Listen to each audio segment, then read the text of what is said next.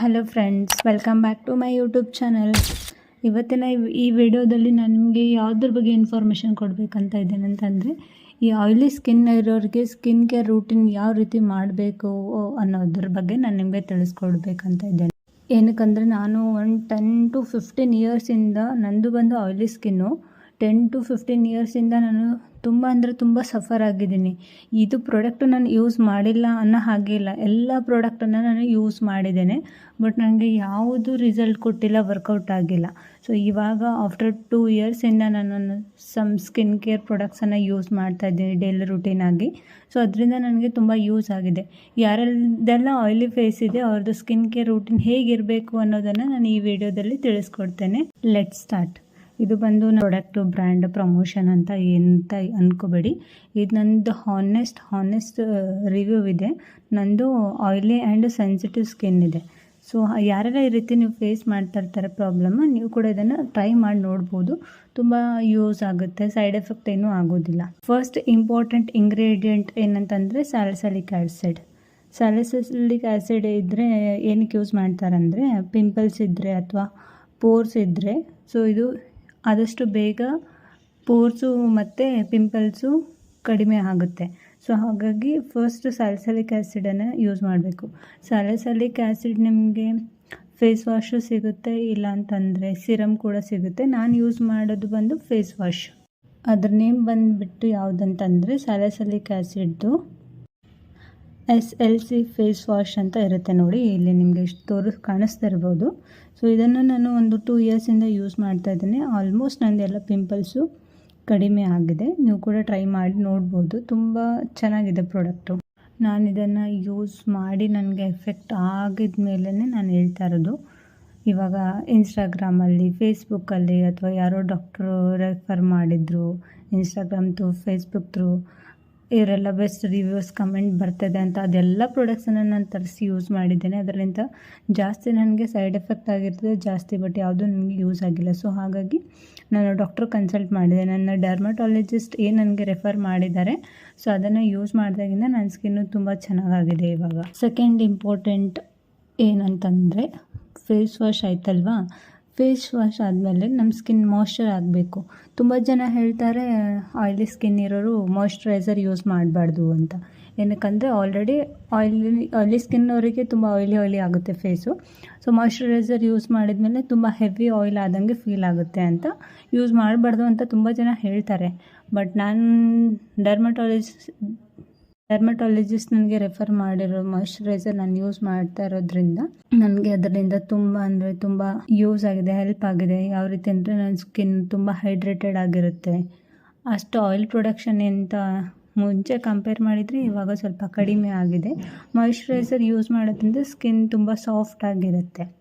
ನಾನು ಯೂಸ್ ಮಾಡ್ತಾ ಇರೋದು ಮಾಯ್ಶ್ಚರೈಸರ್ ಬಂದುಬಿಟ್ಟು ಆಕ್ನೆಮಿಸ್ಟ್ ಆರ್ ಎಕ್ಸೆಲ್ಲ. ಇದು ಎರಡನ್ನೂ ನಾನು ಯೂಸ್ ಮಾಡಿದ್ದೇನೆ. 1 ಇಯರ್ ಆಕ್ನೆಮಿಸ್ಟ್ ಯೂಸ್ ಮಾಡಿದ್ದೇನೆ, ಇನ್ನೊಂದು ಎಕ್ಸೆಲ್ಲನೂ ಯೂಸ್ ಮಾಡಿದ್ದೇನೆ ನಾನು. 2 ಪ್ರಾಡಕ್ಟು ತುಂಬ ಚೆನ್ನಾಗಿದೆ. ಮತ್ತು ನೀವು ಯಾವುದಾದ್ರೂ ಏನಂತಾರೆ ಮಾಯ್ಶ್ಚರೈಸರ್ ಚೂಸ್ ಮಾಡಬೇಕಾದ್ರೆ, ಸೆಲೆಕ್ಟ್ ಮಾಡಬೇಕಾದ್ರೆ ಫಸ್ಟ್ ನೀವು ನೋಡಬೇಕಾಗಿರೋದು ಇದು ಬಂದುಬಿಟ್ಟು ಜೆಲ್ ಬೇಸ್ ಇದೆನಾ ಅಥವಾ ವಾಟರ್ ಬೇಸ್ ಇದೆನಾ ಇಲ್ವಾ ಅಂತ ಚೆಕ್ ಮಾಡಬೇಕು. ವಾಟರ್ ಬೇಸ್ ಮತ್ತು ಜೆಲ್ ಬೇಸ್ ಇರೋ ಮಾಯ್ಶ್ಚರೈಸರನ್ನು ಮಾತ್ರ ನೀವು ಯೂಸ್ ಮಾಡಬೇಕು. ಬೇರೆ ಮಾಯ್ಶ್ಚರೈಸರನ್ನು ಯೂಸ್ ಮಾಡೋ ಹಾಗೆ ಇಲ್ಲ, ಸ್ಪೆಷಲಿ ಆಯಿಲಿ ಸ್ಕಿನ್ ಇದ್ದಾರೆ. ಏನಕ್ಕಂದರೆ ಅದರಿಂದ ತುಂಬ ಸೈಡ್ ಎಫೆಕ್ಟ್ ಆಗುತ್ತೆ. ಯೂಸ್ ಮಾಡಿರೋ ನೆಕ್ಸ್ಟ್ ಡೇಯಲ್ಲೇ ಫುಲ್ ಫೇಸ್ ತುಂಬ ಎಲ್ಲ ಪಿಂಪಲ್ಸ್ ಎಲ್ಲ ಆಗೋ ಚಾನ್ಸಸ್ ಇರುತ್ತೆ. ಸೊ ಪರ್ಚೇಸ್ ಮಾಡಬೇಕಾದ್ರೆ ಆಯಿಲಿ ಸ್ಕಿನ್ ಇರೋರು ವಾಟರ್ ಬೇಸ್ ಇಲ್ಲ ಜೆಲ್ ಬೇಸ್ ಇರೋ ಮಾಯ್ಶ್ಚರೈಸರನ್ನು ಚೆಕ್ ಮಾಡಿಬಿಟ್ಟು ಪರ್ಚೇಸ್ ಮಾಡಿ. ನಾನು ನಿಮಗೆ ತೋರಿಸ್ತಾ ಇದ್ದೇನಲ್ವ, ಇದು ಬಂದುಬಿಟ್ಟು ಕೂಡ ಜೆಲ್ ಬೇಸ್ ಮಾಯ್ಶ್ಚರೈಸರ್. ಇದು ಕೂಡ ತುಂಬ ಚೆನ್ನಾಗಿದೆ, ನೀವು ಯೂಸ್ ಮಾಡ್ಬೋದು. ನೆಕ್ಸ್ಟ್ ಏನಪ್ಪ ಅಂದರೆ ಫೇಸ್ ವಾಶ್ ಆಯಿತು, ಚೆನ್ನಾಗಿ ಕ್ಲೆನ್ಸಿಂಗ್ ಆಯಿತು. ಸೊ ಮಾಯ್ಶ್ಚರೈಸರನ್ನು ಯೂಸ್ ಮಾಡಿದೆ. ಅದಾದಮೇಲೆ ಸನ್ಸ್ಕ್ರೀನ್. ನಾನು ಯೂಸ್ ಮಾಡಿರೋದು ಎಷ್ಟು ಸನ್ಸ್ಕ್ರೀನ್ ಯೂಸ್ ಮಾಡಿದ್ದೇನೆ ಅಂತಂದರೆ ಒಂದು 20-25 ಸನ್ಸ್ಕ್ರೀನ್ಸನ್ನು ಯೂಸ್ ಮಾಡಿದ್ದೇನೆ. ಯೂಸ್ ಮಾಡಿದ ನೆಕ್ಸ್ಟ್ ಡೇಯಲ್ಲೇ ನನ್ನದು ಸೆನ್ಸಿಟಿವ್ ಸ್ಕಿನ್ ಆಗಿರೋದ್ರಿಂದ ತುಂಬ ರಿಯಾಕ್ಷನ್ ಇಮ್ಮಿಡಿಯೇಟಾಗಿ ಆಗ್ತಾಯಿತ್ತು. ಸೊ ಹಾಗಾಗಿ ನಾನು ಸನ್ಸ್ಕ್ರೀನ್ನ ಯೂಸ್ ಮಾಡೋದೇ ಬಿಟ್ಬಿಟ್ಟಿದೆ, ತುಂಬ ಭಯಪಟ್ಟು. ಸೊ ರೀಸೆಂಟಾಗಿ ನನ್ನ ಡರ್ಮಟಾಲಜಿಸ್ಟ್ ರೆಫರ್ ಮಾಡಿರೋ ಸನ್ಸ್ಕ್ರೀನನ್ನು ನಾನು ಯೂಸ್ ಮಾಡ್ತಾ ಇರೋದ್ರಿಂದ, ಸೊ ಸನ್ಸ್ಕ್ರೀನ್ ನಾನು ಹಚ್ಚಿದ್ದೇನೆ ಅನ್ನೋ ಒಂಥರ ಫೀಲು ಕೂಡ ಇರೋದಿಲ್ಲ ನನ್ನ ಫೇಸಲ್ಲಿ. ಮತ್ತು ತುಂಬ ಗ್ಲೋ ಆಗಿ ಕಾಣಿಸುತ್ತೆ ಫೇಸು ತುಂಬ, ಮತ್ತು ಆಯಿಲಿನೆಸ್ ಇರೋದಿಲ್ಲ. ಸೊ ಸನ್ಸ್ಕ್ರೀನನ್ನು ಕೂಡ ಪರ್ಚೇಸ್ ಮಾಡಬೇಕಾದ್ರೆ ಇದು ಕೂಡ ನಿಮಗೆ ವಾಟರ್ ಬೇಸ್ ಇಲ್ಲ ಜೆಲ್ ಬೇಸ್ ಆಗಿರಬೇಕು. ಸೊ ಇದನ್ನು ತುಂಬ ತಲೆಯಲ್ಲಿ ಇಟ್ಕೊಂಡು ಯಾವುದಾದ್ರೂ ಸನ್ಸ್ಕ್ರೀನು ಮಾಯ್ಶ್ಚರೈಸರ್ ತೊಗೋಬೇಕಾದ್ರೆ ಚೆನ್ನಾಗಿ ಓದ್ಬಿಟ್ಟು ತೊಗೊಳ್ಳಿ. ಸ್ಪೆಷಲಿ ಆಯಿಲಿ ಸ್ಕಿನ್ ಇರೋರಿಗೆ ತುಂಬ ಸ್ಕಿನ್ ಪ್ರಾಬ್ಲಮ್ಸ್ ಜಾಸ್ತಿ ಇರುತ್ತೆ, ಅದಕ್ಕೆ ಹೇಳ್ತಾ ಇರೋದು. ಇಲ್ಲಿ ಕಾಣಿಸ್ತಾ ಇದೆಯಲ್ಲ, ನಿಮಗೆ ಗೊತ್ತಾಗಿಲ್ಲ ಅಂದರೆ ಸ್ಕ್ರೀನ್ಶಾಟ್ ತೊಗೊಂಡ್ಬಿಟ್ಟು ಕೂಡ ನೀವು ಪರ್ಚೇಸ್ ಮಾಡ್ಕೋಬೋದು, ಎಲ್ಲ ಆನ್ಲೈನ್ ವೆಬ್ಸೈಟಲ್ಲಿ ಸಿಗುತ್ತೆ. ಮತ್ತು ಇಂಪಾರ್ಟೆಂಟ್ ಏನು ಗೊತ್ತಂದರೆ, ಮಾಯ್ಶ್ಚರೈಸರ್ ಆಗಲಿ ಸನ್ಸ್ಕ್ರೀನ್ ಆಗಲಿ ಯಾವುದೇ ಒಂದು ಕ್ರೀಮ್ ಅಥವಾ ಜೆಲ್ ನೀವು ಯೂಸ್ ಮಾಡ್ತಾ ಇದ್ದೀರಂದರೆ, ಎಸ್ಪೆಷಲಿ ಆಯಿಲಿ ಸ್ಕಿನ್ ಇದ್ದವರು ತುಂಬ ಲೈಟ್ ಕ್ವಾಂಟಿಟಿಯಲ್ಲಿ ತೊಗೊಂಡು ಯೂಸ್ ಮಾಡಬೇಕು. ಸೊ ಇದು ಯೂಸ್ ಮಾಡಿದರೆ ಏನೂ ಆಗಲ್ಲ ಅಂತ ಹೇಳಿದ್ದಾರೆ ಅಂತ ಹೇಳಿ ಸೊ ಫಸ್ಟ್ ಡೇಯಲ್ಲಿ ತುಂಬ ಕ್ವಾಂಟಿಟಿಯನ್ನು ತೊಗೊಂಡು ಹಚ್ಕೊಳ್ಬೇಡಿ, ಯಾಕಂದರೆ ನೆಕ್ಸ್ಟ್ ಡೇ ಮತ್ತು ರಿಯಾಕ್ಷನ್ ಆಗೋ ಚಾನ್ಸಸ್ ಇರುತ್ತೆ. ಸೊ ಅದಕ್ಕೆ ಸ್ವಲ್ಪ ಲೈಟ್ ಕ್ವಾಂಟಿಟಿಯಲ್ಲಿ ತೊಗೊಂಡು ಯೂಸ್ ಮಾಡಿ, ಅದರಿಂದ ಏನೂ ಸೈಡ್ ಎಫೆಕ್ಟ್ ಆಗೋದಿಲ್ಲ. ಯಾವುದೇ ಪ್ರಾಡಕ್ಟ್ ಯೂಸ್ ಮಾಡೋಕ್ಕಿಂತ ಮುಂಚಿತವಾಗಿ ಒಂದು ಪ್ಯಾಚ್ ಟೆಸ್ಟನ್ನು ಮಾಡಿ ಕೂಡ ನೀವು ಯೂಸ್ ಮಾಡ್ಬೋದು.